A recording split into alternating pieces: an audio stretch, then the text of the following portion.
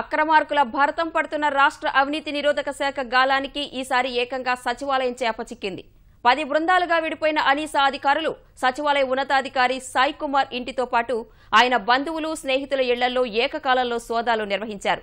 తనిఖీల్లో భారీగా నగదు, బంగారు, వెండి ఆభరణాలతో పాటు స్థిరాస్తి పత్రాలు బయటపడ్డాయి.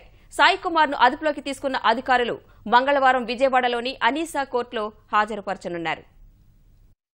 ఆంధ్రప్రదేశ్ సచివాలయంలో సాధారణ పరిపాలనా విభాగంలో సంయుక్త కార్యదర్శిగా పనిచేస్తున్న కరణం వెంకటరమణ సాయి కుమార్ భారీగా ఆస్తులు కూడబెట్టారు. పక్కా ప్రణాళిక ప్రకారం అవినీతి నిరోధక శాఖ అధికారులు ఆయనకు సంబంధించిన ఇళ్లల్లో దాడులు నిర్వహించగా ఆదాయానికి మించిన ఆస్తులు వెలుగుచూశాయి. హైదరాబాద్లోని ఖైరతాబాద్ వెంకటరమణ కాలనీలోని సాయి కుమార్ ఇంట్లో భారీగా నగదు, బంగారం, వెండి ఆభరణాలు, ఇతర ఖరీదైన వస్తువులను గుర్తించారు.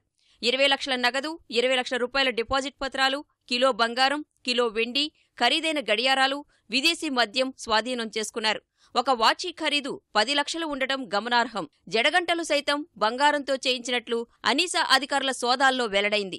13,000 విలువ చేసే పాత 500, 1000 రూపాయల నోట్లు కూడా తనిఖీల్లో బయటపడ్డాయి. హైదరాబాద్లోని పటాన్ చెరువు, హిమాయత్ నగర్, సైనికపురిలోని సాయి కుమార్ కు చెందిన బంధువులు, స్నేహితుల ఇళ్లల్లో సోదాలు జరిపారు. ఆదర్శ్ నగర్లో ఉండే సాయి కుమార్ స్నేహితుడు శ్యాంప్రసాద్ పేరు మీద ఇండియన్ ఓవర్సీస్ బ్యాంకులో లాకర్, ఖైరతాబాద్లోని సెంట్రల్ బ్యాంకులో భార్య పేరు మీద మరో లాకర్ ఉన్నట్లు గుర్తించారు. సైనికపురిలోని షాపింగ్ కాంప్లెక్స్ ఉన్నట్లు గుర్తించారు.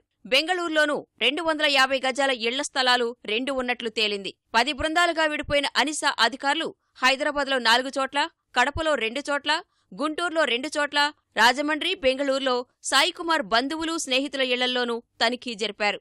కడప జిల్లాకు చెందిన సాయి కుమార్ 1986లో సాధారణ పరిపాలనా విభాగంలో అసిస్టెంట్ సెక్షన్ ఆఫీసర్గా ఉద్యోగంలో చేరి పదోన్నతులు పొందుతూ ప్రస్తుతం సంయుక్త కార్యదర్శి హోదాకు ఎదిగాడు. సచివాలయంలోని కీలక శాఖలైన రెవెన్యూ, ఎక్సైజ్, దేవాదాయ శాఖ, ముఖ్యమంత్రి సహాయ నిధి మంజూరు విభాగాల్లో విధులు నిర్వర్తించాడు. ఉమ్మడి ఆంధ్రప్రదేశ్లో ఉన్న సచివాలయంలో పనిచేసినప్పుడు హైదరాబాద్లో పలుచోట్ల ఆస్తులు కొనుగోలు చేసినట్లు అధికారులు గుర్తించారు. విభజన తరువాత నవ్యాంధ్రలోనూ సాయి కుమార్ ఇదే తంతును కొనసాగిస్తున్నట్లు అనీసా దర్యాప్తులో వెల్లడైంది. అన్ని చోట్ల కలిపితే సాయి కుమార్ ఆస్తులు భారీగా ఉండే అవకాశముంది.